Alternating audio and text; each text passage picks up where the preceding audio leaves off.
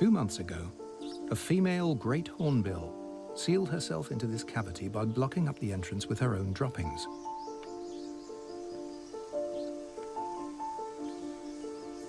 She then laid an egg, which is now hatched, and she and her chick will remain safely hidden away from predators until the chick is 5 weeks old.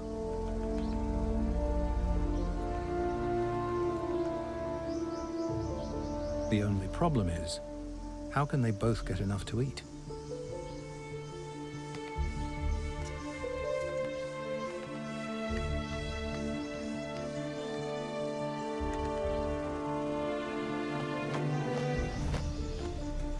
That's where the male comes in. It's his job to find enough food to feed them both. If he doesn't turn up with the fruit, she and her chick